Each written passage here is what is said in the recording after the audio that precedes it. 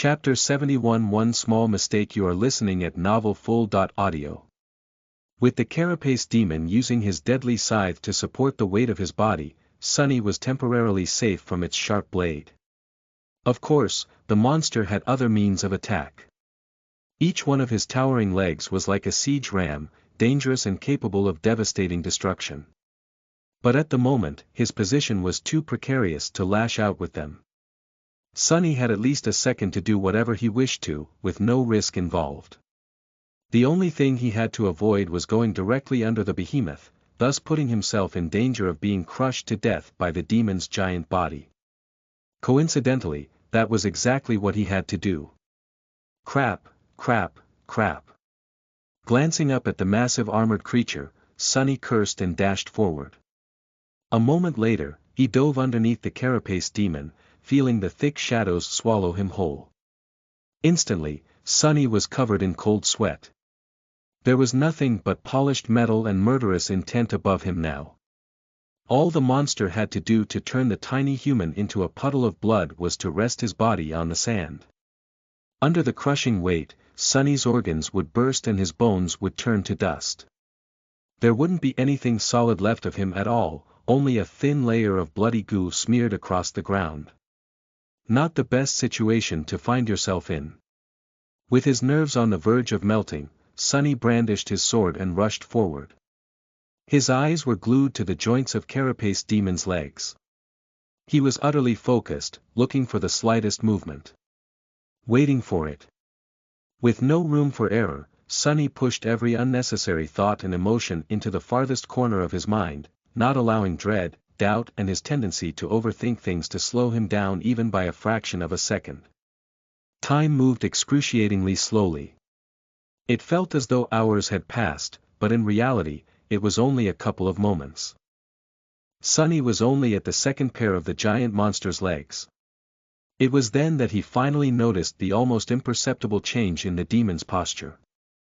The tension in his joint changed slightly, indicating that the behemoth was about to move.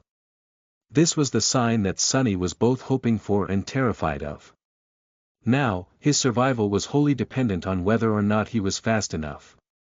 As soon as his eyes had registered the change in the creature's posture, Sunny pivoted on one leg and dashed to the side, trying to get away from underneath the armored giant. A small cloud of sand was sent flying by his sudden turn. But the demon was incredibly fast. He threw his body down, determined to squash the odious invader like a bug. With inertia and the limits of his human body slowing Sunny down, he felt the metal surface of the carapace begin to fall down on his head long before reaching the safe zone. Death was approaching with abhorrent speed. One step, too, was he going to make it in time? The carapace demon fell to the ground with a thunderous crash, sending large clouds of sand into the air. The impact was so strong that the whole island trembled. The furious mass of falling metal and spikes missed Sunny by just a few centimeters. He flew from underneath the demon's body at the last possible moment by performing a desperate dive. Crushing into the sand, Sunny rolled away and jumped back to his feet, slightly disoriented by the shockwave of the giant's fall. Ha! I actually managed to survive. Sometimes, life was full of surprises. But, all jokes aside, he was not really astonished. His actions, while potentially fatal, had been deliberate and calculated. He was not in the habit of putting his life at risk without being sure that there would be at least a moderate chance of making it out alive.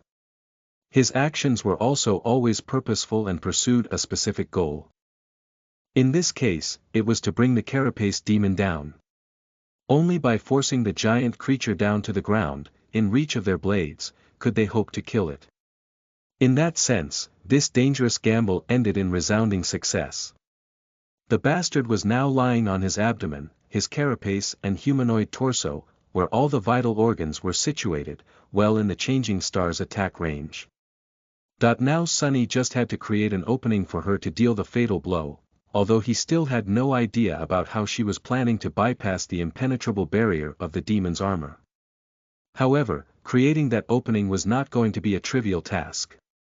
Despite the fact that the monster's mobility was now severely reduced, the distance between him and the two sleepers was also much smaller, which made dodging his attacks that much harder.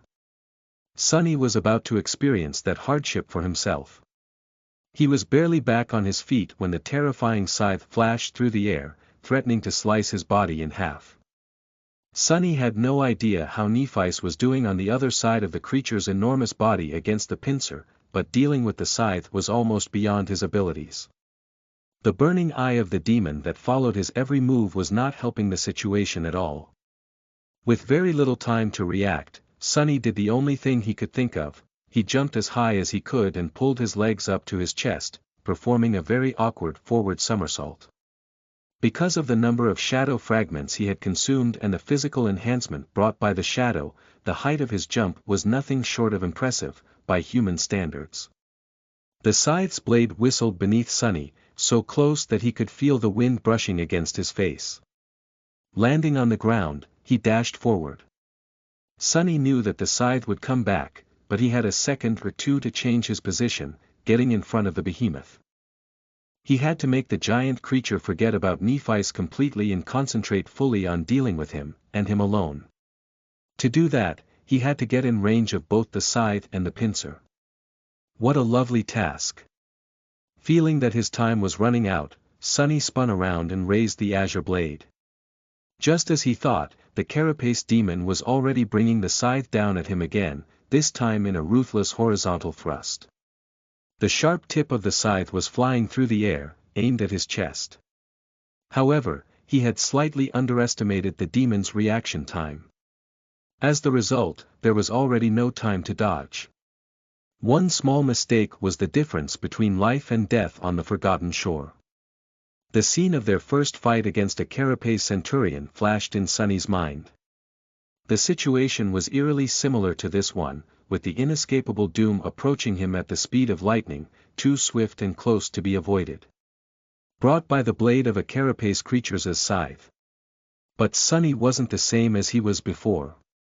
Since that fateful battle, he had spent every day training, gaining experience and gathering power. He had fought his way through this hell, paying a price of blood for every step. He wasn't that easy to kill anymore. Instead of soft flesh, the scythe was met by the hard steel of the azure blade. Not only did Sonny block the blow, he even managed to angle the sword in a way that would deflect most of the impact instead of absorbing the full force of it. One of his hands was placed on the hilt, the other gripped the tip of the blade with enough strength to prevent the edge from cutting his fingers off. The residual force was still enough to send him flying back, but it was not enough to break the bones in his hands. Not with the shadow enhancing the resilience of his body, the azure blade, however, was not as lucky. With a sorrowful ring, the blade shattered, breaking off near the crossguard. Beautiful shards of blue steel fell to the ground. Sonny gritted his teeth, knowing what would happen next. The spell spoke, announcing the destruction of his trusty sword. Your memory has been. He didn't get to hear the rest of the sentence, because, in the next moment, his body collided with the ground. Sonny bounced a couple of times, feeling flashes of pain radiating through his bones, rolled, and finally came to a stop. He was comparatively fine. Standing up, Sonny stumbled and barely managed to remain on his feet. He glanced around and noticed that the trunk of the great tree was not that far away. 24 meters away, the carapace demon was slowly turning his head, planning to concentrate his murderous rage on Nephi's. This was the exact opposite of what Sonny had to achieve. He had to attract the monster's attention somehow. But what could he do?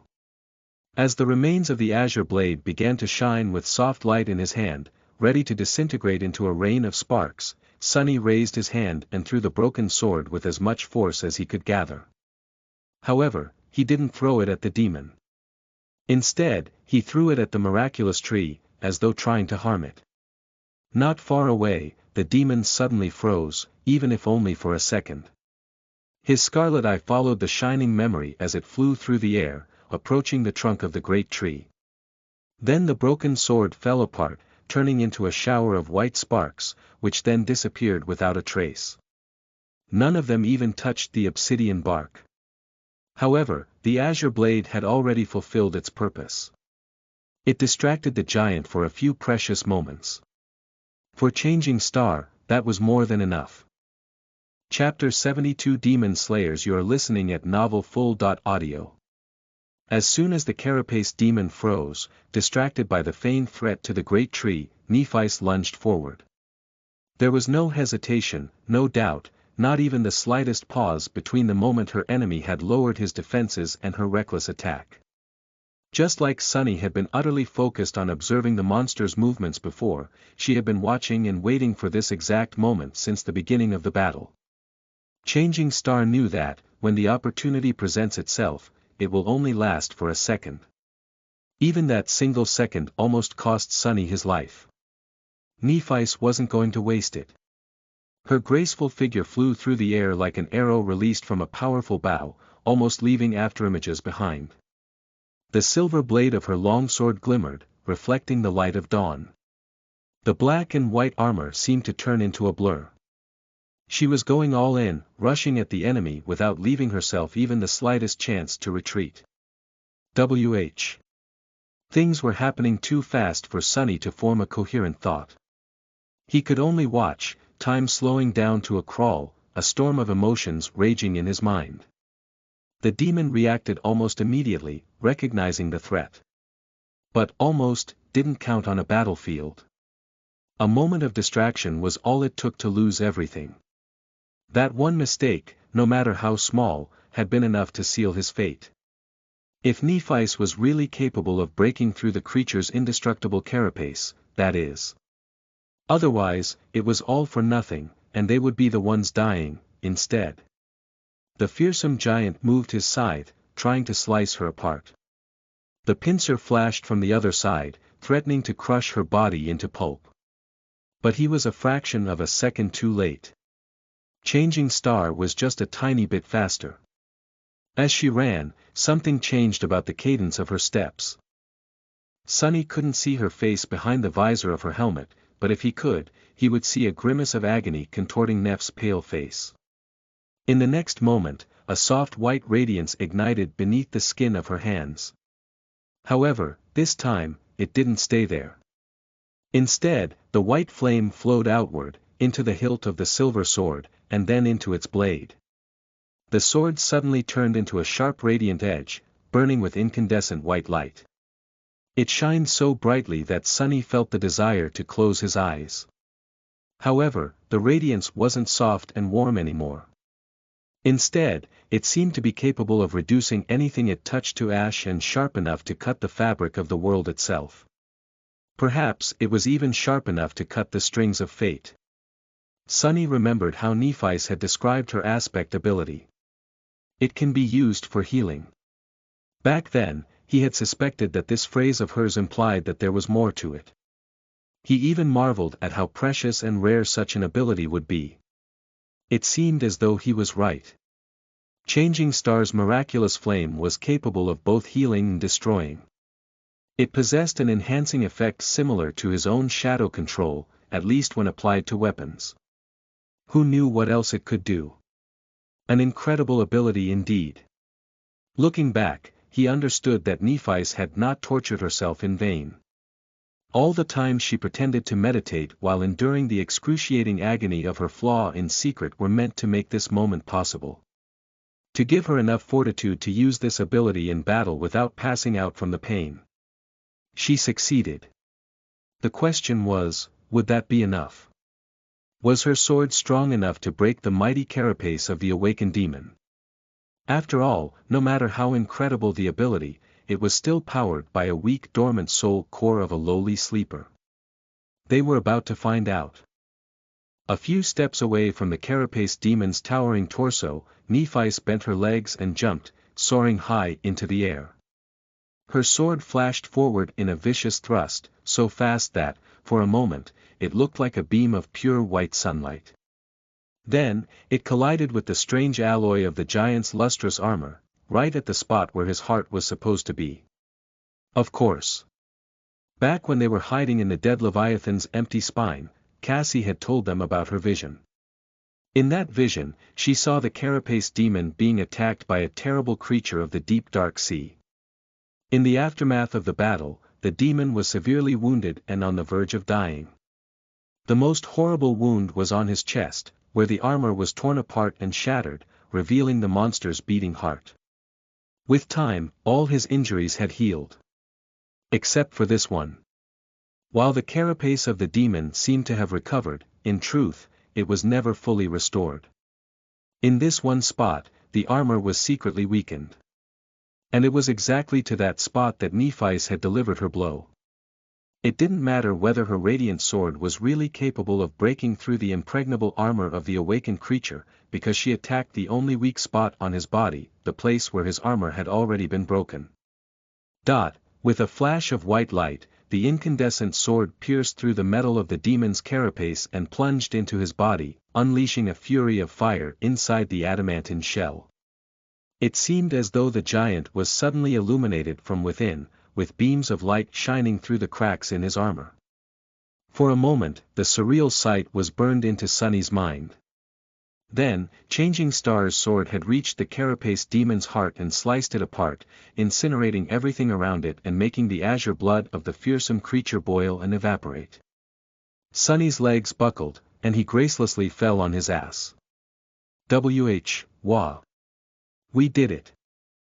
The demon staggered. His arms slowly rose, as though trying to pull Nephis into a final embrace.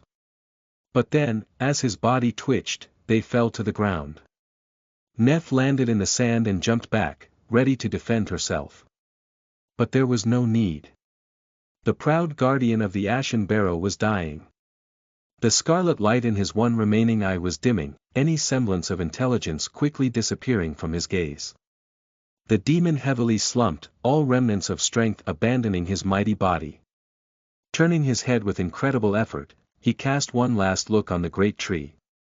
Then, his gaze stopped on Sunny. There was no fury or madness in that gaze anymore. Only some strange, calm, inexplicable emotion. It almost felt like relief. Before Sunny could discern the meaning of that emotion, the last glimmer of light was gone from the eye of the carapace demon. His head rolled back and fell. They won. In front of the giant body, Nephis had dismissed her helmet. Behind it, her face was pale and tired, her hair sticking to it in a sweaty mess. The afterglow of the white radiance was already extinguished, leaving her eyes gray once again. Changing Star kneeled, then lay down on her back, too exhausted to move. The whole fight lasted less than a minute, but it took everything out of both of them. Sunny followed Neph's example and lay on the ground, trying to catch his breath. They actually won. He couldn't quite believe it. I want to sleep for a week. Remembering that Cassie was still waiting in the branches of the great tree, not knowing who lived and who died, Sunny sighed. A few moments later, he deeply inhaled. Then, straining his vocal cords, he screamed at the top of his lungs. In the silence of the morning, in the center of the tall hill covered with ashen sand, under the branches of a beautiful, giant tree, a strange shout could be heard. One demon stake, coming right up. Chapter 73 The Circle of Death. You are listening at NovelFull.audio. A few minutes later, Sunny heard a noise coming from somewhere above. Looking in that direction, he noticed that Cassie was standing at the edge of the wide branch, gripping the golden rope in her hands. Before he could react, the blind girl was already climbing down. She was very cautious, but also quite nimble for someone without sight. He blinked. Is she crazy? That's dangerous. But he was worried for nothing. Cassie quickly reached the ground and let go of the rope, safe and sound. She then summoned her staff and took a hesitant step, trying to remember where his shout had come from. Sunny made his presence known and guided her by saying, "I'm here." The blind girl turned her head in his direction and walked forward, carefully feeling the ground in front of her with the staff. Because of how uneven the surface of the island had become, it took her longer than usual to reach him. Just as she was about to walk past, Sunny spoke again. "Hey, Cass. Cassie stopped and lowered her head with a surprised expression. Then, she asked. Why are you lying on the ground? He smiled weakly. Ah, it's very comfortable. Suddenly, the blind girl frowned and asked in a worried tone. Are you hurt?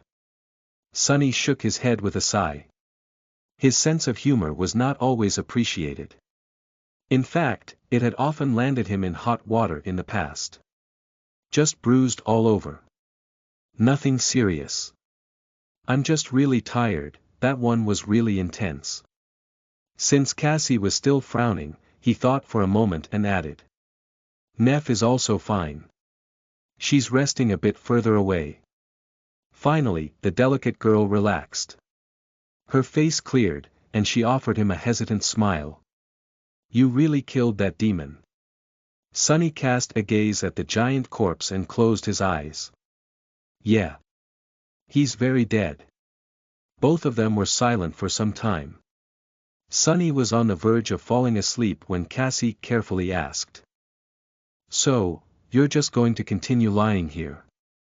He opened his eyes and blinked, trying to remember what was going on. Oh, right. It's morning. There are things we have to do. The last day was excruciatingly long and exhausting. They had to make preparations to execute the plan, race to the top of the hill, climb the great tree, hide themselves in its branches, risk their lives to set the demon on fire, not to mention all the stuff that happened after. All culminating in the short but terrifying battle against the creature itself. And yet, it was not time to rest yet. They had to take basic precautions, at least. Straining his exhausted body, Sonny stood up and offered Cassie his shoulder. After she placed her hand on it, he walked over to the carapace demon's corpse, stopping at the spot where Nephice was sprawled in the sand. She greeted them with a tired glance. Good morning. Out of habit, Changing Star tried to force a polite smile. However, today it did not look very convincing. I give it 3.6 out of 10. Not great, not terrible. Soon, the three of them were sitting in a circle, passing around the glass bottle full of cold, refreshing water. Sonny was in the middle of describing their fight with the carapace demon. So he got distracted for a few moments. That's when Neff attacked. She used her aspect ability to ignite her sword and struck at the weakened patch of armor on the demon's chest, the one you told us about. It really was not as strong as the rest of his carapace, so the sword went through and pierced the bastard's heart. Sonny noted that Cassie did not seem surprised at the mention of Changing Star's new trick. Either she knew all along because Nephice had told her, or she saw something in one of her visions. Regardless, he decided not to press the topic.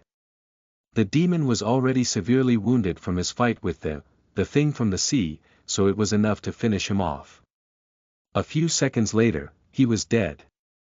Cassie shook her head in astonishment. That is incredible. 2 sleepers killing an awakened demon. I thought that stuff like that only happens in webtoons. Nephice corrected her. 3 sleepers. Without your vision and advice, we wouldn't have been able to do anything. The blind girl lowered her face, a little embarrassed. Still. 2 or 3, it doesn't really change a lot, does it? Sonny looked from one girl to another, then finally turned to Cassie. You're right, it's not something one would expect to happen. But, anyway. I promised to cook demon meat for you after this is over, didn't I? Are you ready to witness my incredible culinary talent? He smiled, already tasting the juicy, tender meat in his mouth. However, Cassie suddenly frowned, a hesitant expression appearing on her face. I don't know about that. He raised his eyebrows. What? Why? She lingered before answering. Well, it just seems weird to eat the meat of an intelligent creature. Even if it was evil. I didn't think about it before, but now, it just doesn't seem right, I guess. Sonny blinked. Actually, he did not think about it either. In retrospect, the idea of making steaks out of a creature whose intelligence was comparable to theirs did seem a little wrong. Even if that creature was a bloodthirsty demon who would have swallowed them whole without a second thought. It was just how things worked in the dream realm. Monsters devoured humans, and humans devoured monsters. It was the circle of life. Death. The circle of death. But the carapace demon was not only smart. He had his own thoughts and personality. Even though nightmare creatures were universally insane and obsessed with murder and destruction, just like he was, there were also other qualities to the ironclad giant. He was proud and fearless, even valiant. When fighting against the terrifying monsters of the Dark Sea, he did not hesitate to stand his ground, refusing to surrender. Cooking the meat of someone like that could indeed be considered strange. How come Teacher Julius did not educate me on the ethics of eating your enemies? What an oversight. Misunderstanding Sunny's silence, Cassie blushed and said. Sorry. I know it seems ridiculous, but that's just how I feel. You and Neff don't have to do the same. Sunny shook his head. No, you might be right. I understand, sort of. It's just that we didn't bring any supplies with us, so we won't be able to eat anything unless we go hunting. The blind girl sighed. Then, her face brightened and she said. What about the great tree's fruits? I bet they're delicious. Sunny looked at her in amazement. Are you serious? Cassie was visibly confused by his question. Yes. Why? He blinked a couple of times before answering. That tree is magnificent and pretty, but it's also very strange and suspicious. Why is it able to grow here when nothing else can? I'm pretty sure that it's the reason why all the coral around the Ashen Barrow is dead. Have you seen anything else capable of damaging the labyrinth itself? Sunny looked at Cassie, then at Nephice, trying to show how serious he was about this. In any case, it's too creepy. I don't think that we should eat these fruits. Who knows what they'll do to us? The blind girl smiled. You're being a little paranoid, don't you think? A tree is a tree. Actually, I think it's a wonderful example of how life can prevail against all odds, even in this terrible place. I'm willing to bet that its fruits are perfectly fine. He stared at her, not knowing what to say.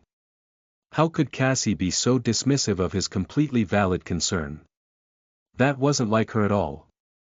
Unpleasantly surprised, Sunny turned to Neff, hoping that she would support him. Changing Star thought things through before speaking. Then, she said in a measured voice. Sunny is right. There are too many strange things about that tree. Eating its fruits would be too risky. Finally, a voice of reason. He exhaled, relieved. However, his heart was still inexplicably gripped with worry. As Cassie sighed with disappointment, Changing Star turned to him and asked. The echo was destroyed.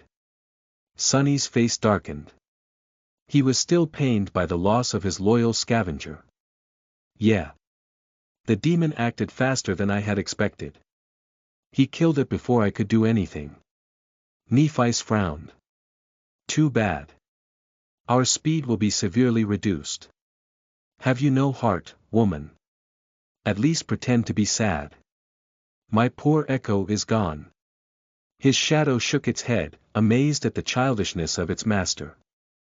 Sunny was also surprised by his reaction, considering that his own first thought after the echo had died was about how much money he wouldn't be able to make by selling it.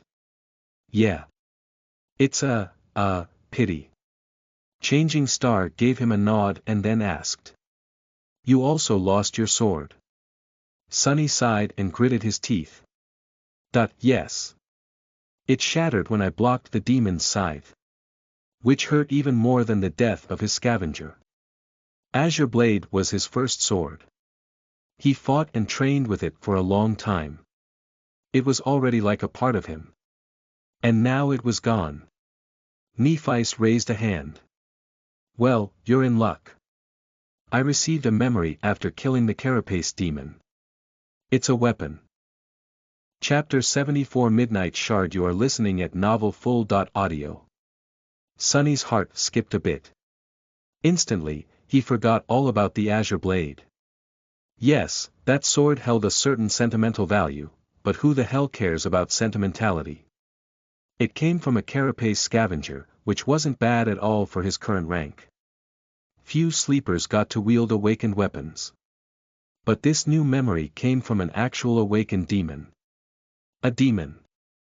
That made it an awakened memory of the third tier, 2 whole tiers above the azure blade. There were 7 tiers in total, corresponding to the 7 classes of nightmare creatures, from beasts to titans. Strictly speaking, a higher tier did not always mean that a memory will be more powerful, but generally, the more advanced a creature was, the more unique and formidable memories it left behind. That's why the Puppeteer's Shroud, which came from an awakened tyrant and was thus considered to be a Tier 5 awakened armor, was so precious. Please, be awesome. Sunny tried very hard to not let his excitement show on his face. Pretending to be nonchalant, he kept his voice even and said, "Really? That's good." Nephice took his hand, ruining all Sunny's attempts to appear calm, and closed her eyes. Hiding the startled expression on his face, Sunny felt a spark of energy travel from her body to his. It was just like that time he transferred the Starlight Legion armor to her, only in reverse. You have received a memory. Midnight Shard. Ha! Cool name. He summoned the runes and impatiently searched for the description of his new weapon. Memory. Midnight Shard. Memory rank. Awakened. Memory type. Weapon. Memory description. Forged from the shard of a fallen star, this stalwart blade is firm and unyielding. It favors those who are willing to fight to the last drop of blood and knows no surrender. Interesting. Not wasting any time, Sunny summoned the Midnight Shard. Immediately, an elegant sword appeared in his hand. The sword looked a bit like the azure blade, but only in the sense that it was single-edged and had a long hilt suitable for 2 hands. However, this was where the similarities ended. For starters, its blade was much longer, somewhere between 70 and 80 centimeters, and slightly curved. It was forged out of the same bright, lustrous metal as the carapace demon's armor. It was incredibly sharp.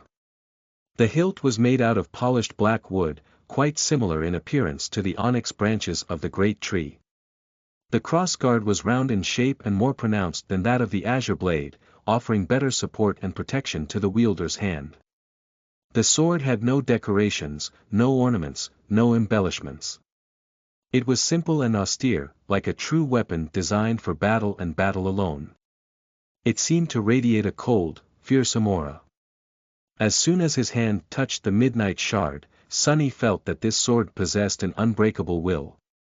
Its blade was strong enough to withstand devastating blows without suffering any damage. With this sword in his hand, nothing would be able to leave Sunny unarmed again. More than that, there was a strange new sensation somewhere deep in his heart. When Sunny held the Midnight Shard, he could feel a subtle presence, as though there was a deep well of power hiding inside of him, just beyond reach. He couldn't quite understand how to access that power yet, but it was certainly real. I guess I'll have to win its favor first. But how do I do it? I'll have to experiment later. Admiring his new weapon, Sunny looked at Nephice and said, "Even I know what type of sword this is. It's a katana, right?" She studied the Midnight Shard and then answered. "Technically, it's a tachi. It's longer than a traditional katana and has a slightly different blade shape. But they're quite similar." A tachi, well, it sounded nice anyway. And most of the principles he had learned with the azure blade could be applied to a sword of this type as well, since they shared the same foundation.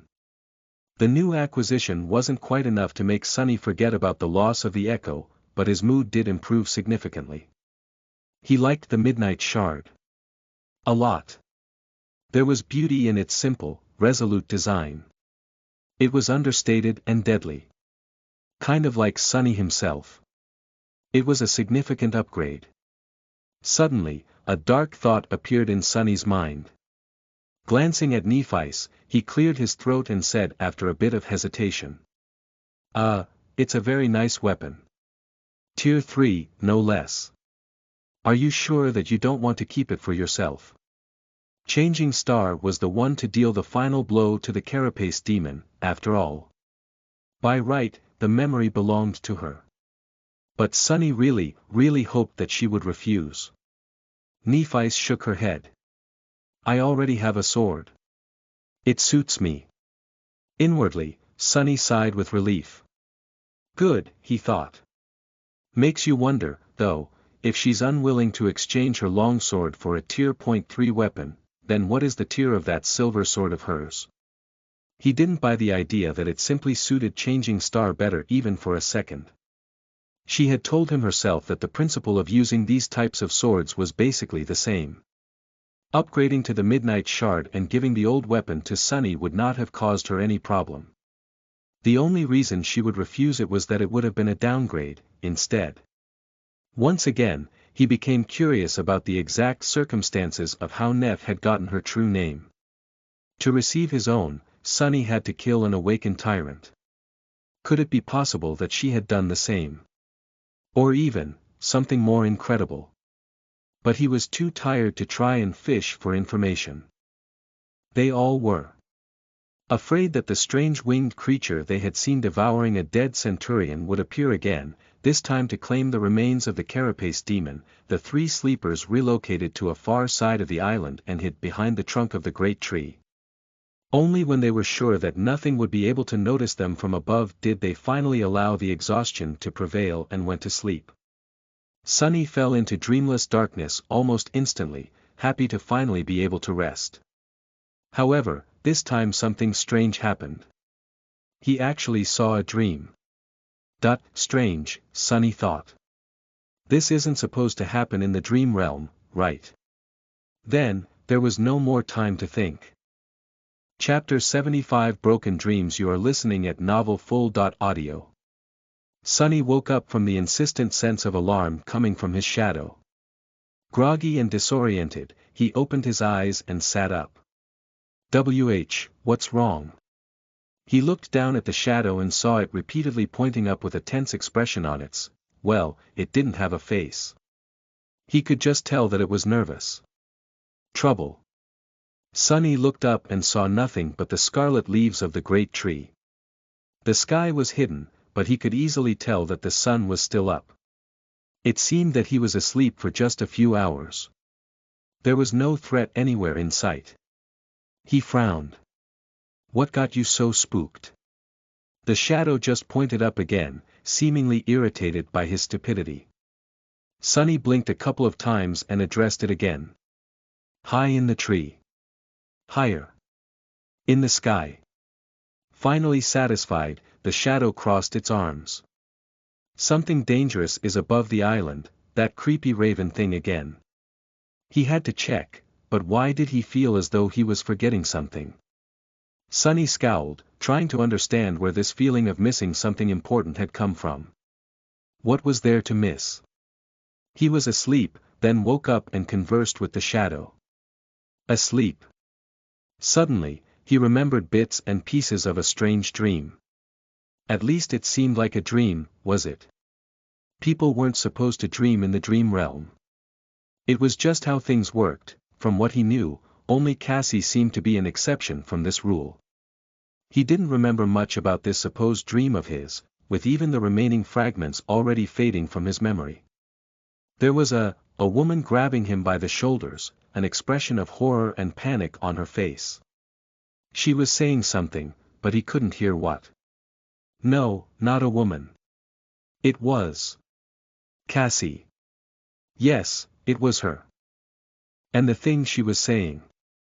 Sonny strained his memory, trying to catch the pieces of the dream before they completely disappeared.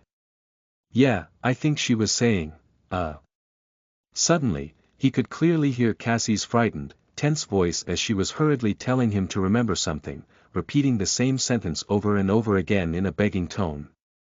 That you have to remember, Sonny. 5. It's 5. Remember. You have to remember. It's 5. What a strange dream. Sonny cast a glance at Cassie, who was sleeping peacefully near Neff, and shook his head in bewilderment. He wasn't sure if this memory of his was really a dream or some strange scene he had imagined right before falling asleep. With how the dream realm worked, he was leaning toward the latter possibility. Still. I better tell the girls when. He was distracted from this thought by the shadow, which waved its hands impatiently. Oh, right. There's a threat in the sky. Instantly, Sonny had forgotten all about his intention to share the contents of this strange memory of his with Nephi and Cassie. In fact, he had forgotten that it was strange and possibly important altogether. This lapse in his judgment was sudden and unnatural, but since Sonny couldn't remember things that he had forgotten, he didn't notice anything amiss and went about his business as if nothing had happened. If he did, he could have realized that this might not have been the first time he had forgotten something important since they arrived at the Ashen Barrow. Standing up, Sonny summoned the midnight shard and glanced darkly at the blood-red leaves of the great tree. Feeling the coolness of the black polished hilt in his hand, he felt a little calmer. Woken up by his quiet movements, Nephi opened her eyes and looked at him, her body tensing up. There was a silent question in her eyes. Sonny shook his head. I don't know yet. Stay with Cassie while I check things out. Leaving the girls behind, Sonny walked forward. He was planning to reach the edge of the island, where the branches of the colossal tree were not as thick and the sky could be seen through the openings in its crown. Technically, he could have sent his shadow to do this instead of going himself.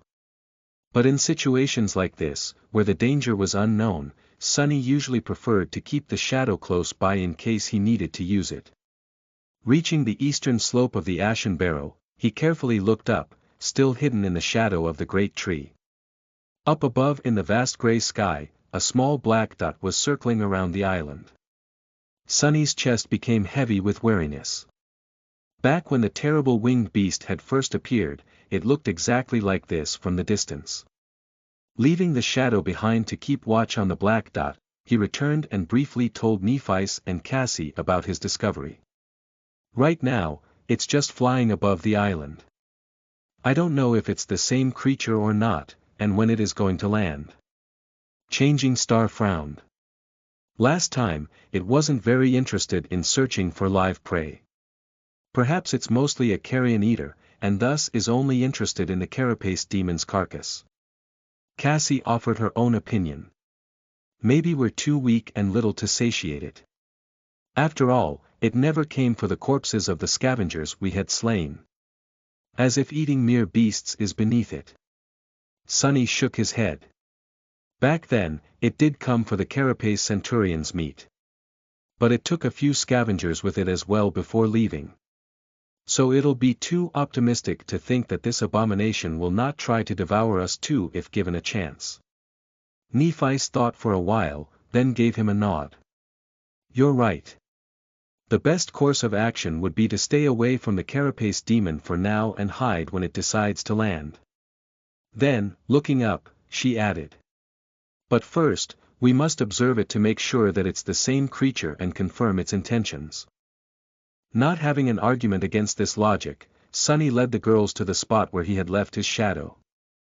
There, they sat on the ground and watched the black dot as it circled around the Ashen Barrow. Observing the flying creature left them disturbed and unsure of what to do. The black dot drew closer a few times, allowing them to discern that it was indeed the same terrible monstrosity that they had encountered a few weeks before, or at least a creature of the same type. However, it never got too close to the crown of the great tree, as though hesitating to land in its shadow. What's worse, as hours passed by, it was joined by two other abominations of the same breed, each as horrifying and repulsive as the first one was.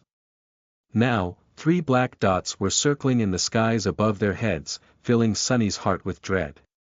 One of those creatures, with its corpse-like white body and raven-black feathers, with an unnatural mess of powerful limbs protruding from its wide chest, each ending with a set of terrifying talons, was enough to wipe out their entire group. The memory of how easily the creature had broken through the adamantine shell of the carapace centurion with its massive beak was still fresh in his mind. He suspected that these abominations were at least as powerful as the carapace demon was, or perhaps even more so. And now there were 3 of them. We'd better hide well, he thought, cold sweat running down his back. However, the flying monsters seemed to be reluctant to approach the ashen barrow for some reason. They just circled around it, sometimes hesitantly approaching, but then gaining height again. Their behavior was strange and disturbing. After some time, Cassie quietly said, "Maybe they're not hungry." Sunny blinked, trying to imagine a world where a nightmare creature might not be hungry. Was it even possible? He, on the other hand. "I don't know about these albino chickens, but I'm hungry as hell." This was true.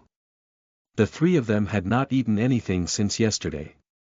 Sunny was afraid that if the abominations did decide to land on the island, the loud growls of his stomach would give away his position. Nephice glanced at him and asked, "Want to eat some grilled chicken?" Sunny opened his eyes wide and hissed, "Don't even think about it." She stared at him, then turned away with a smile. That was a joke. She knows how to joke. Well, at least someone's sense of humor was worse than his. In the end, their worst fears did not come true. After the sun began to roll toward the horizon, the 3 flying abominations finally made a decision and left the skies above the ashen barrow, flying west in a loose wedge formation. They never descended low enough to notice the 3 sleepers, let alone landing on the surface of the large island. Sunny was left drenched in sweat and tired from anticipating a disaster, almost disappointed at the fact that all this worrying had turned out to be for nothing. Looking at Cassie, who couldn't see that the danger had passed, he said, "They're gone." The blind girl exhaled with relief and relaxed, the frown disappearing from her face. Thank heavens. Sitting here and waiting was 5 times worse than hiding from one of them at those cliffs. For some reason, Sunny flinched a little. What did you say?" "I said that waiting for them to land was very tiresome." He blinked, not understanding why he had reacted so strangely to this innocuous sentence. Did he see a dream having to do with Cassie and number 5? Right, he did. Not that it was anything to think twice about. Oh, yeah. You're right. Then he turned to Nephice and asked, "What do you want to do now?" Changing Star looked west, where the black dots had disappeared from sight, and said after a short pause, "Let's check the western edge of the island and decide on the next high point to reach."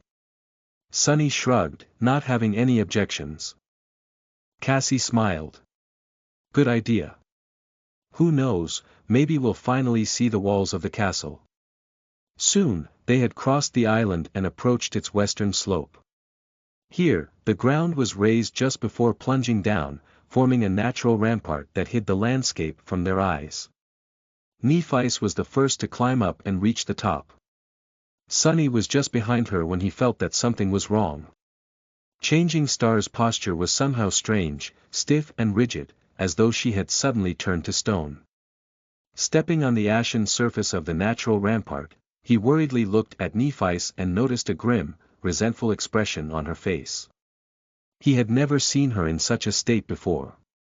Turning his head, Sunny looked west and then narrowed his eyes. His face instantly darkened. Feeling the desire to curse, Sunny gritted his teeth and clenched his fists. Inside his head, only one word was repeating over and over again. Damn. Damn. Damn. Chapter 76 The Abyss. You are listening at NovelFull.audio. Beyond the western edge of the Ashen Barrow, the landscape of the Forgotten Shore was not at all like what Sunny had expected, and hoped, to see. On this side of the island, the slope was much steeper. At the spot where it was supposed to end, the familiar sight of the flat wasteland was nowhere to be seen. Instead, the ground continued to slope downward at a less drastic, but still considerably sharp angle. It continued far into the distance. In fact, the whole island appeared to be standing on the edge of a colossal depression in the earth, one that stretched as far as the eye could see. With its edges slightly curved, it resembled a giant crater left behind by an unimaginable impact. From what Sunny was able to observe, the crater's diameter could only be calculated in hundreds of kilometers. The roots of the giant tree, which could be seen protruding from the soil far below, seemed like tiny blades of grass in comparison to the sheer size of the abyssal chasm's wall. It was like the whole world was tilted on its side, making Sunny's head spin. In short, there were no more high natural features to the west of them. The only way forward was to go down, with no hope of finding shelter from the crushing torrents of the dark sea. Which meant that there was no way forward at all. Their journey to the west had come to an end. And with it, all hope of finding a gateway to the real world was lost. Sunny stared at the desolate landscape, feeling rage and disbelief clawing at his heart. He just couldn't believe that all their struggles were for nothing. But the proof was right in front of him, real and undeniable. Damn it. Damn it all. He tried to think of some cunning way to solve the situation, but there was nothing his imagination could come up with. The dark sea with all its horrors drowned the world every night, and the only way to escape it was to climb high enough before the sunset. With no heights anywhere in sight, what could he do? Sunny glanced at Nephise, who seemed to be even more crestfallen than him. Her face had turned into an icy mask, a dark look full of bitterness and resentment in her eyes. He opened his mouth, trying to come up with something to say, but no words came to his mind. In the end, they both remained silent until the distant rumble announced the return of the dark sea. Deep in the colossal crater, dark torrents appeared from beyond the horizon, rushing to fill it to the brim. A little bit stunned, Sunny watched as the water level rapidly rose, finally turning the endless chasm into a vast sea of black. Then, it began to overflow, sending an unstoppable flood of water into the wasteland. Flowing past the Ashen Barrow, it rushed inland, crushing against the coral of the Crimson Labyrinth. Soon, the whole world was covered in seething black water. Sunny licked his dry lips and turned to Nephise. After a short pause, he said in a raspy voice. I think we found the source of the dark sea.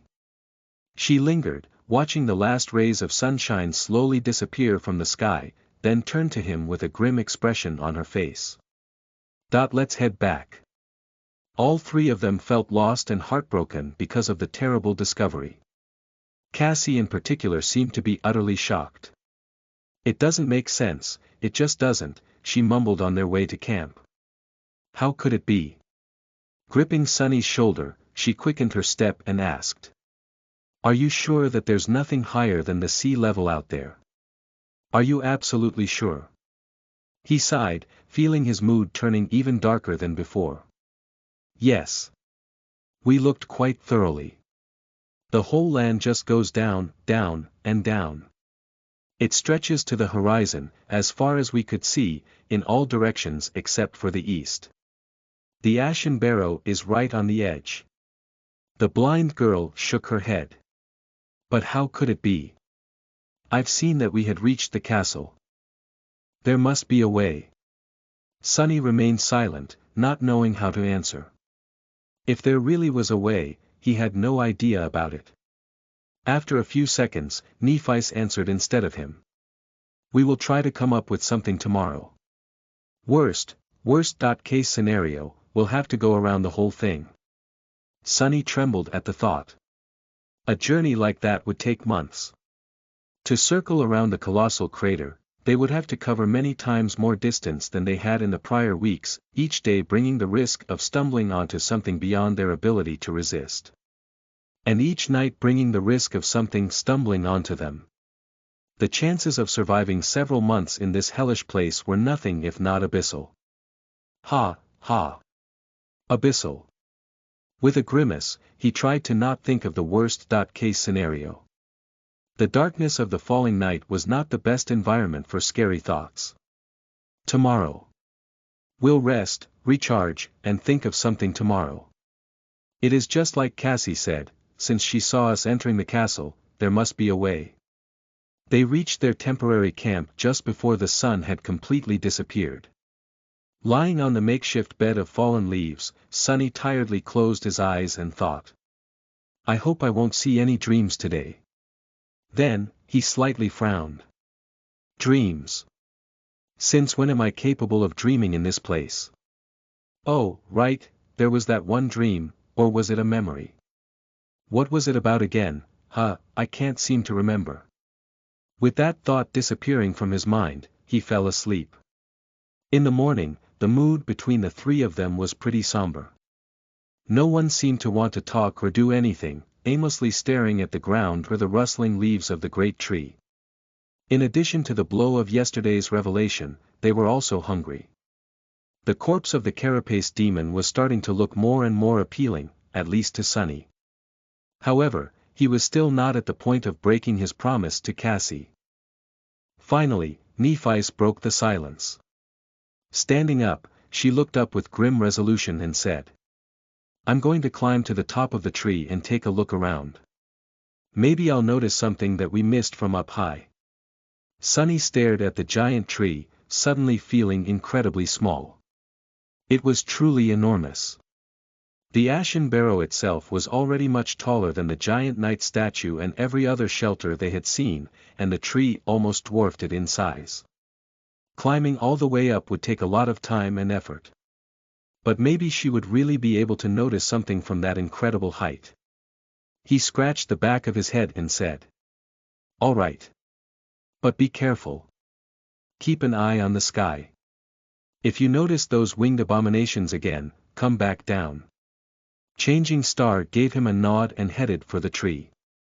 Without turning her head, she calmly said as a farewell. Take care of Cassie while I'm gone. It shouldn't be more than a few hours. Sunny waved a hand and watched her walk away. Then, he tried to think of something to do. On a usual day, he would have already started his morning training. But today, he was too hungry. Come on. Hunger is not an excuse. Do you think you'll always have a full stomach before a battle? No. So get up and train.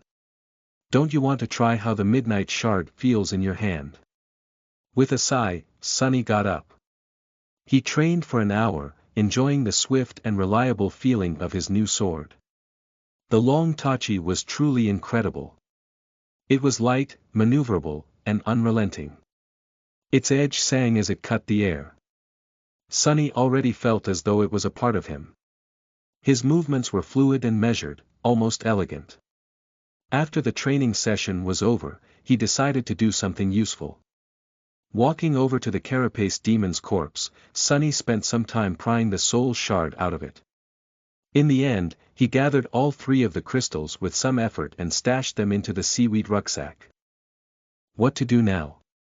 After a bit of pondering, he suddenly got an idea and tried to find the place from his memory, the one where the carapace demon had dropped the transcendent soul shard into the sand. That shard had been brought to the ashen barrow by the subservient centurion and would be a real treat for Neff or Cassie. He quickly found the right spot.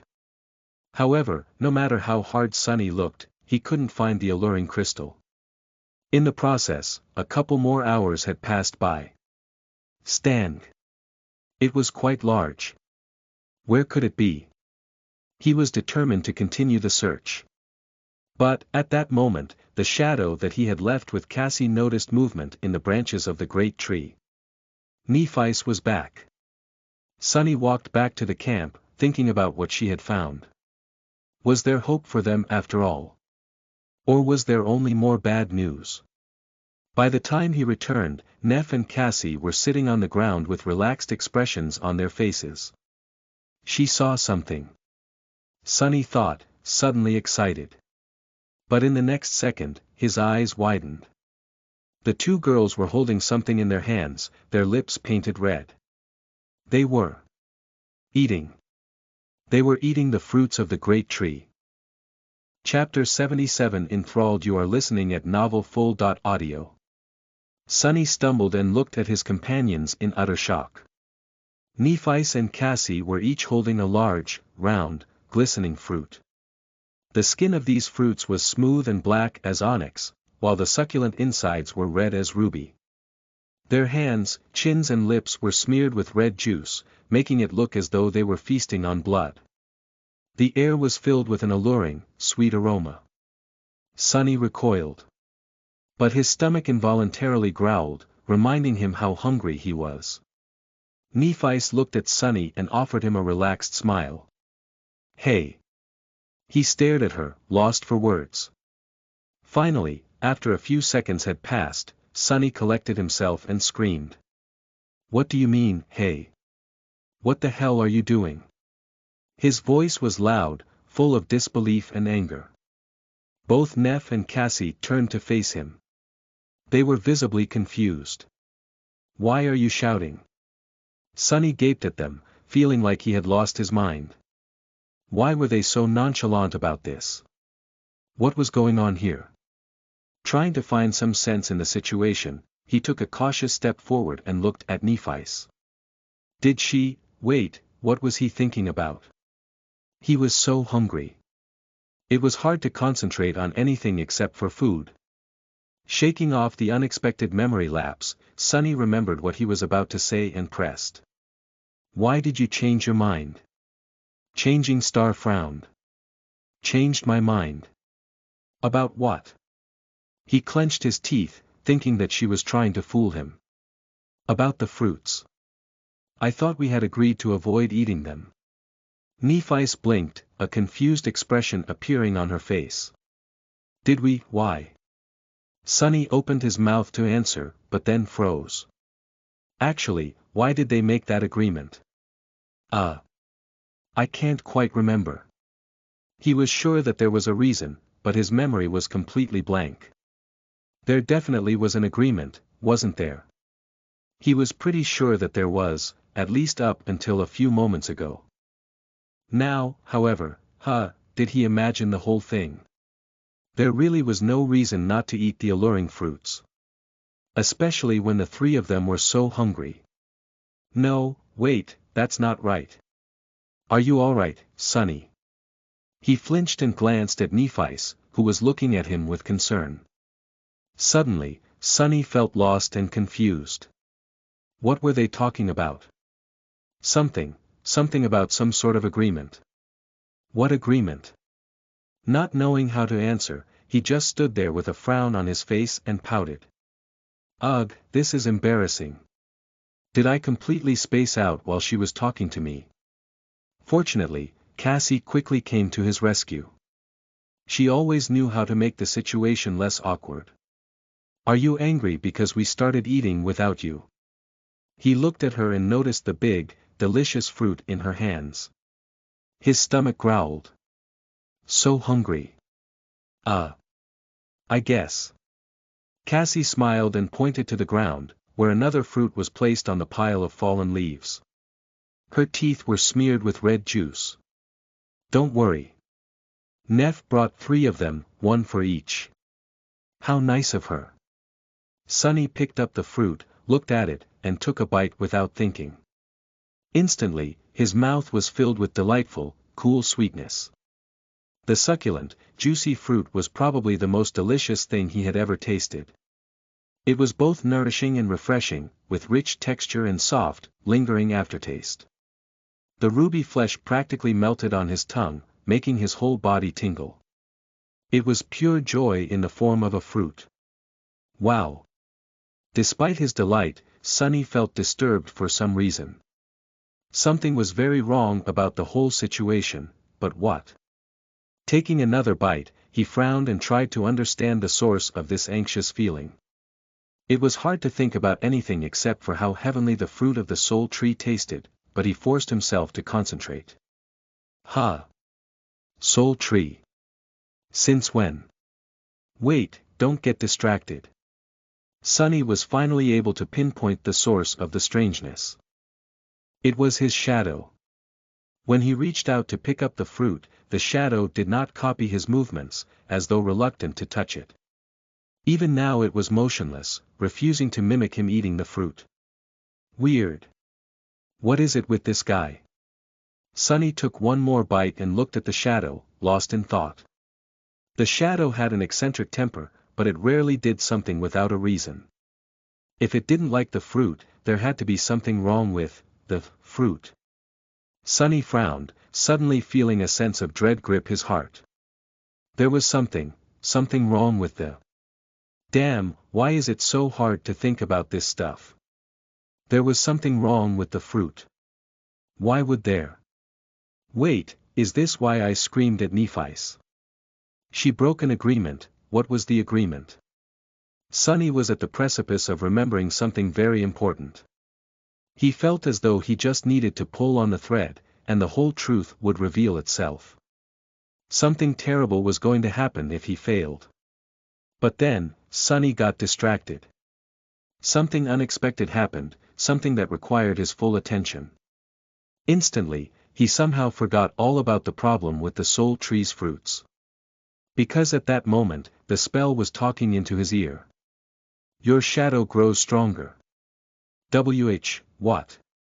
He blinked, then looked at the delicious fruit in his hands. The spell announced the increase in his power right after Sunny swallowed his third bite. Stunned, he raised his head and looked at Nephis. Changing Star, too, was staring at her fruit with a strange expression on her face. Feeling his gaze, she looked up. Sunny licked his lips. Did you? At the same time, Nephis said. I just absorbed a point of soul essence. Without saying anything, they both turned to Cassie. The blind girl was enthusiastically devouring the fruit. Red juice was flowing down her chin and dripping to the ground. Stopping for a moment, she smiled. Actually, I received mine a few bites ago. Sunny's eyes widened. Excitedly, he summoned the runes and found the right cluster. Shadow fragments. 97/1000. He really received a fragment. He received a shadow fragment without risking his life in a battle against deadly monsters. Finally, Sunny was able to realize why the carapace demon had been so fixated on the soul tree and its fruits. These fruits were pure magic. Forgetting all about the uneasy feeling, he raised his hand and greedily bit into the succulent, delicious, nourishing flesh. Late in the evening, when the sun was already hidden behind the horizon and the dark sea had once again turned the Ashen Barrow into a lonely island, the three of them were preparing for the night. They had moved their camp to rest between the roots of the great tree. With newfound energy received from consuming miraculous fruits, all their worries seemed to fade. With no way to move further west, Nephis, Sunny and Cassie had decided to rest for a few days before making any decisions. They deserved a short vacation. The Ashen Barrows was a perfect place to recuperate.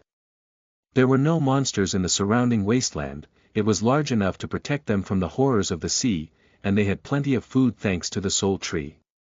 What's more, that food could even provide them with power. Where else would they be able to grow stronger without risking their lives? As far as hell goes, this place was almost a paradise. Sunny lay on the makeshift mattress of fallen leaves, feeling relaxed and optimistic for the first time in many, many days. Things seemed to be getting better. Before falling asleep, he glanced at the mighty branches of the great tree and thought with a bit of regret. With the carapace demon gone, there's no one to protect this magnificent tree anymore. When we continue our journey, it will be completely defenseless. What a shame. His consciousness was already half asleep. However, one last thought entered Sunny's mind right before he completely slipped into the embrace of darkness. What a shame that no one will be here to serve it. And feed it. And help it spread its seeds. Chapter 78 Bliss. You are listening at NovelFull.audio. In the morning, Sunny was woken up by the gentle rustling of leaves.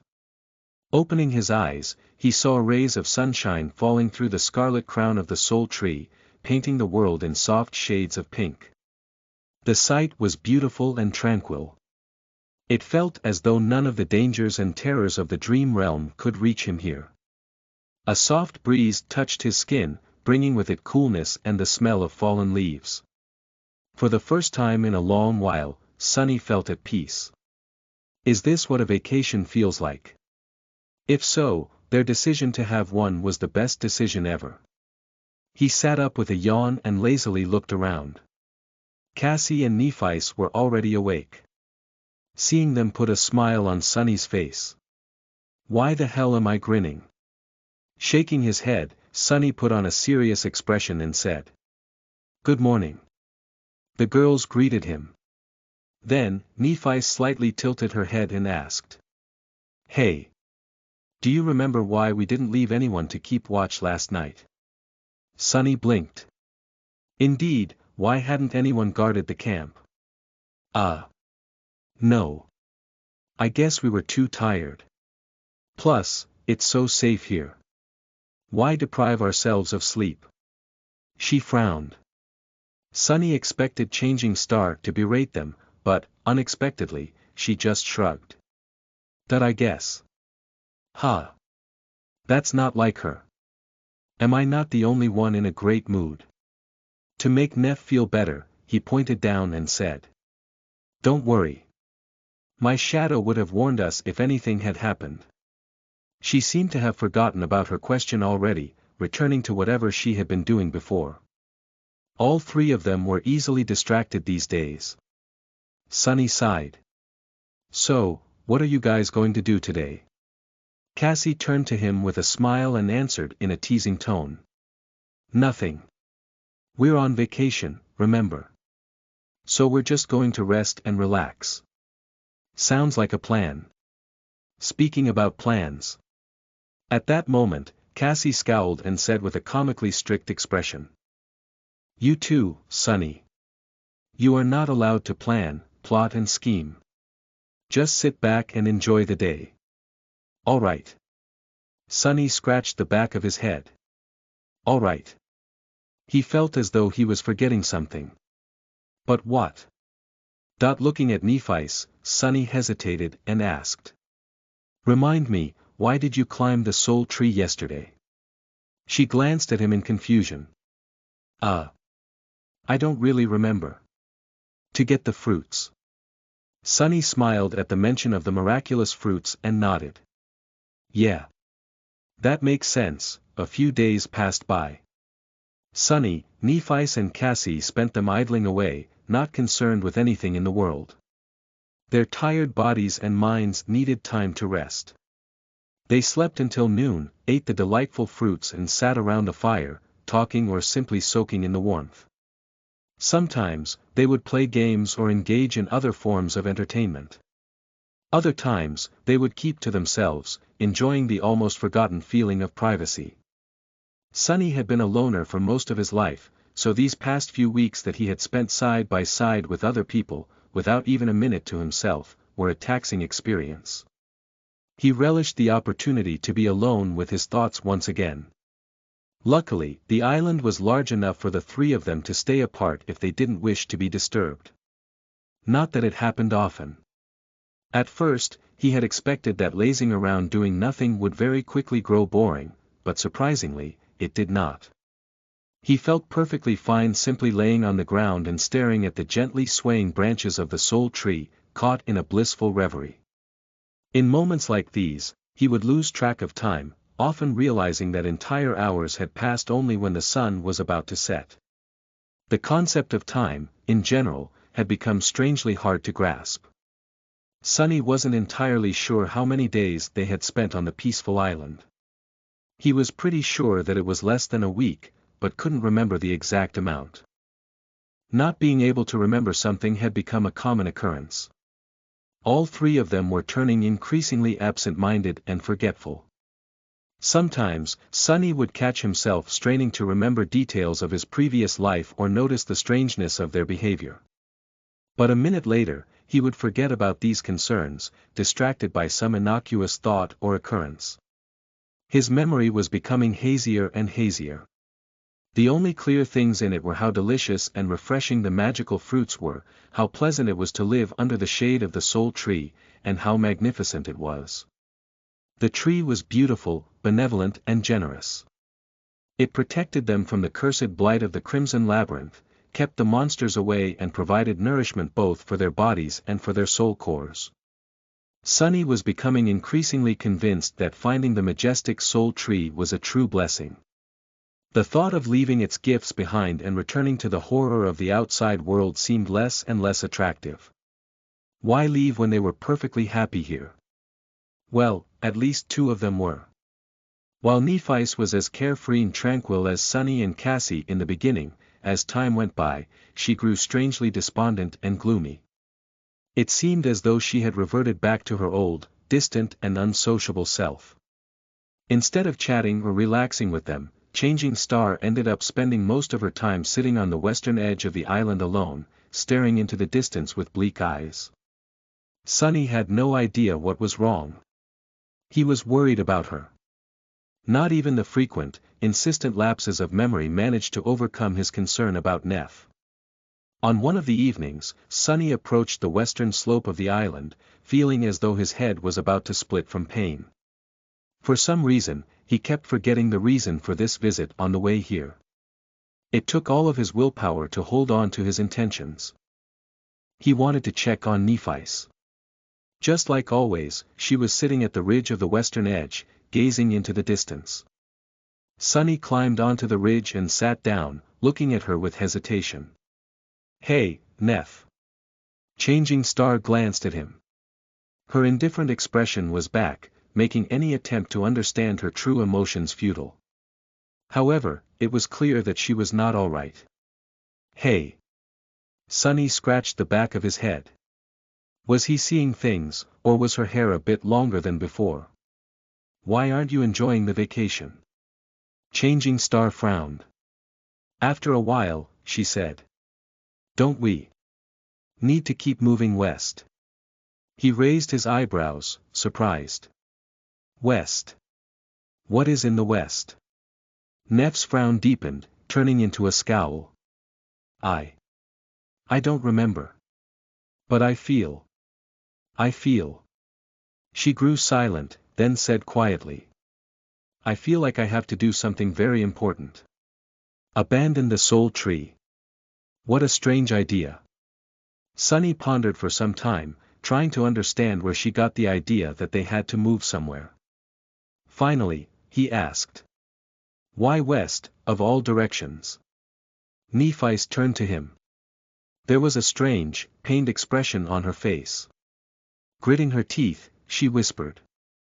"I don't know." Sunny sighed. If she didn't know, then he, of course, had no idea either. All he knew was that he wanted to make her feel better.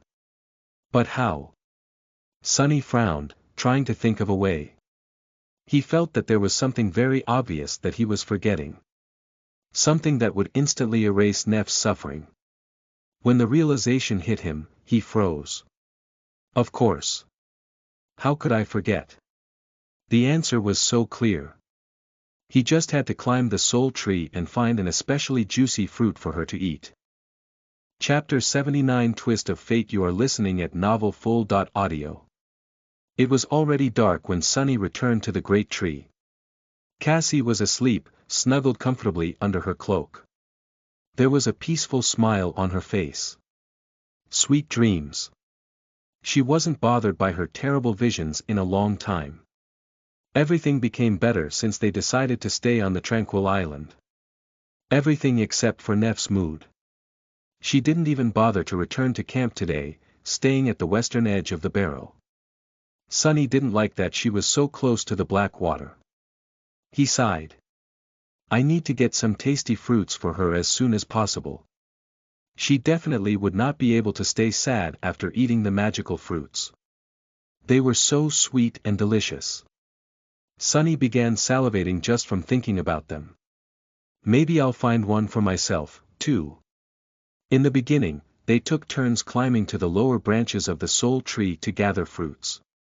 Lately, though, Nephice seemed to be distracted by her strange melancholy. As the result, the group relied on him to bring down fruits for everyone.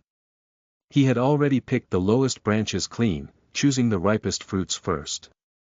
Later ones were smaller and not as heavenly, although they still tasted amazing. Since each fruit was big enough to satiate a person for a long time, they rarely ate more than one in a day. The ripest fruits provided Sunny with 1 or 2 shadow fragments, while the smaller ones gave 1 or even none at all. I wonder how many shadow fragments I accumulated. Should be more than 100, right? Maybe even 110, no way. We've been here just for a few days, a week at most.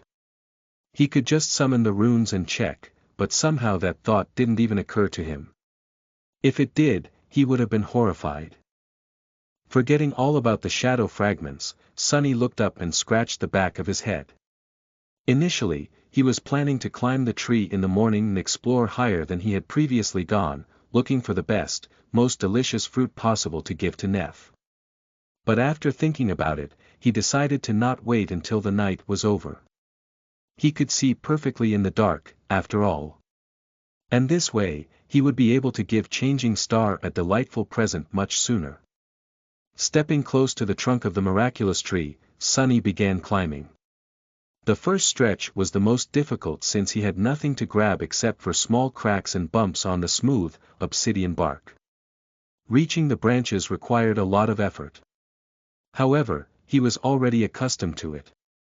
Moving his hands and feet almost on instinct, Sunny got higher and higher. Soon, he was already pulling himself on top of an enormous, wide branch. These first branches were as wide as roads. He sat down and rested for some time, enjoying the coolness of the night air. Sunny had never climbed the Soul Tree in the dark before.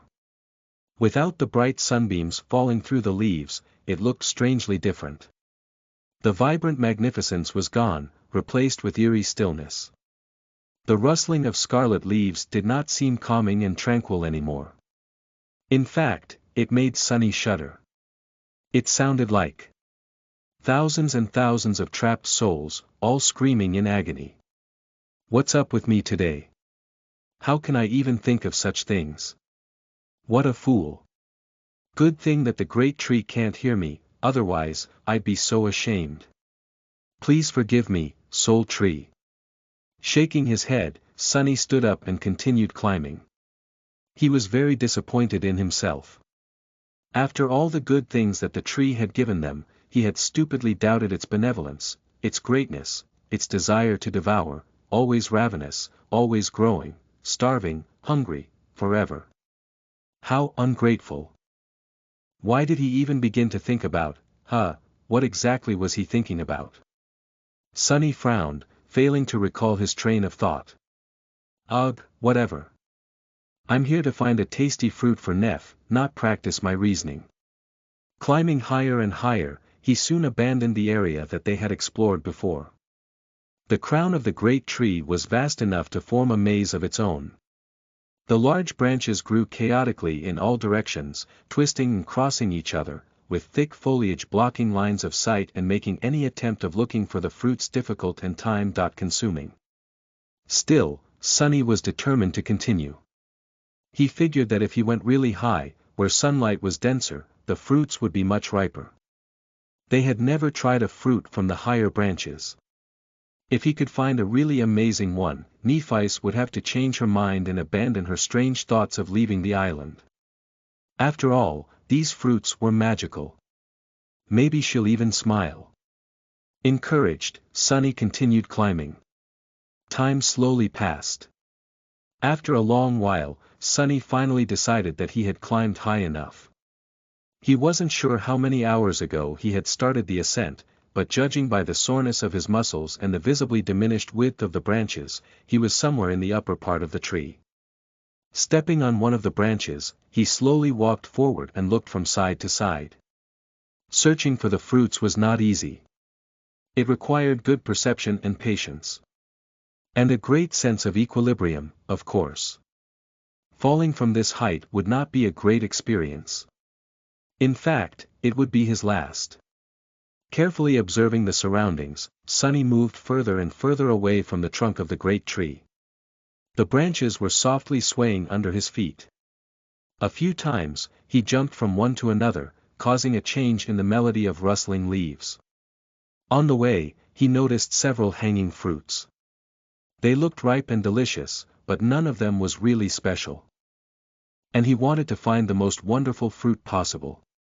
Finally, Sunny got so far that the branches grew really narrow and thin. Now, they were almost the same size as those of a normal tree, barely able to support his weight. But he still did not find a suitable gift for Nephi's. Sunny helplessly looked around, crestfallen. He really thought that he would be able to. Then, he noticed something strange.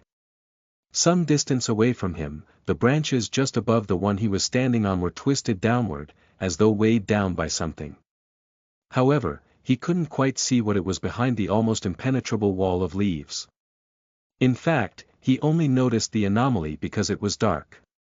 In the light of day, the bright color of the sole tree's foliage would make the shape of the branches indiscernible. But in Sunny's night vision, all colors were muted, almost turning into various shades of gray. Interesting.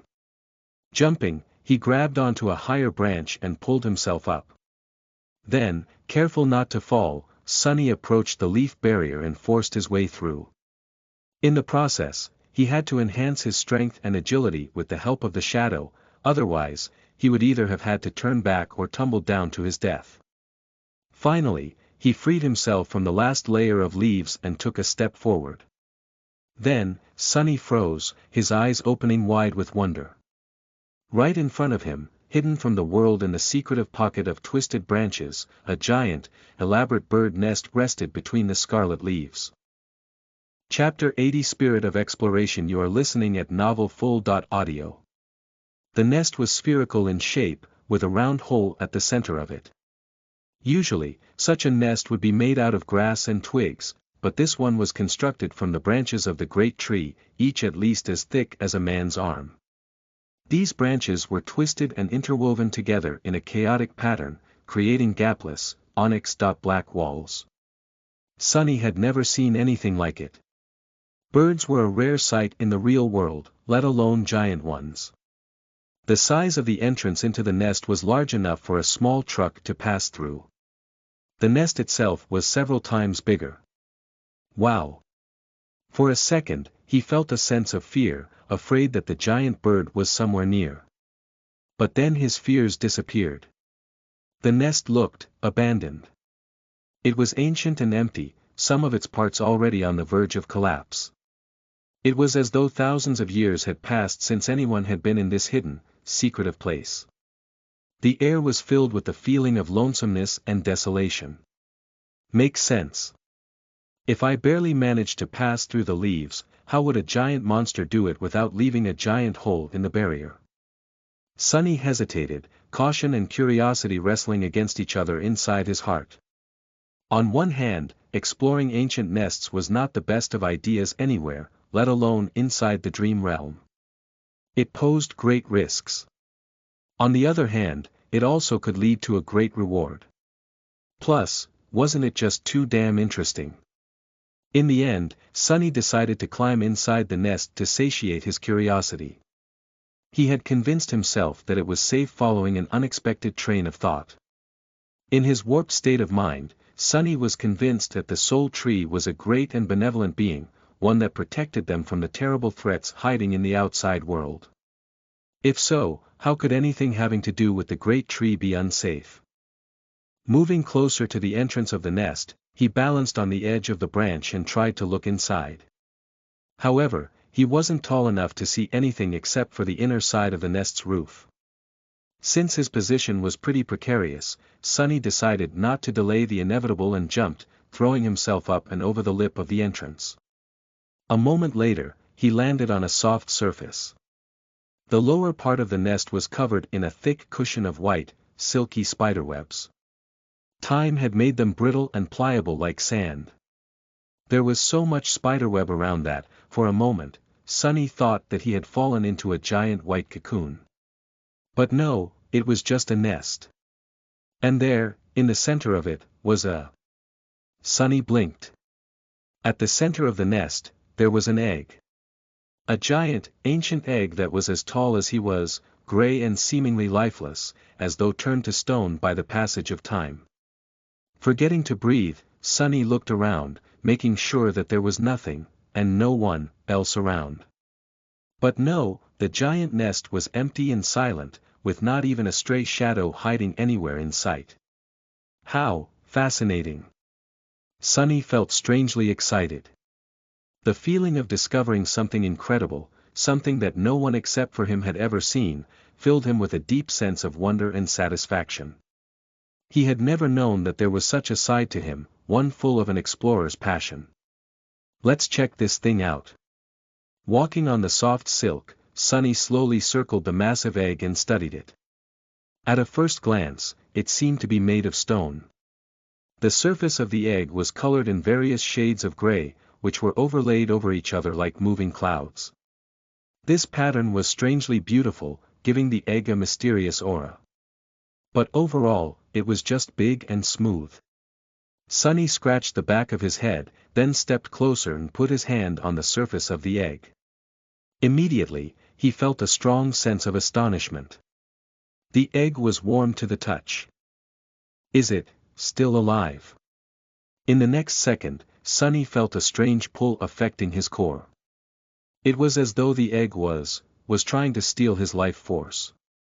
He jerked his hand away and looked at the egg with dark apprehension. The damn thing was not only alive, but also capable of sucking the life out of anything that touched it. It only failed to eat his soul because of one reason. As far as Sunny knew, he was the only existence in two worlds without an actual soul core. He had the mysterious shadow core instead. That's why his life force had not been affected. Phew. That was close. Looking at the giant egg, Sunny thought about how to get back at it. The nest, without a doubt, once belonged to an extremely powerful nightmare creature. Therefore, its spawn was also a being of considerable strength.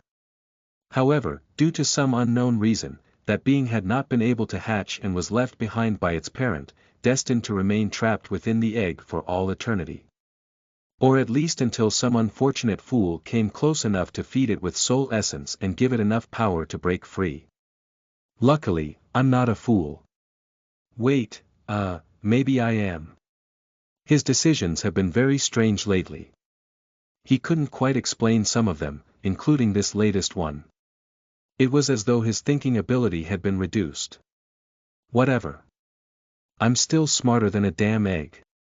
Like a true explorer, he went where no one had gone before and made an incredible discovery. He found an unbelievably mysterious, rare being, one that not a single human had ever heard of. Naturally, he had to kill it. That's what the spirit of exploration was all about, wasn't it? Summoning the midnight shard, Sunny thrust it into the stone surface of the egg, causing a rain of sparks to fall on the spiderwebs. The sharp blade slid harmlessly across the stone, leaving only a shallow scratch on it. Tough bastard. The egg was sturdy enough to withstand a strike from an awakened weapon. If it was that resilient, Sunny was scared to imagine how powerful the adult monster would be.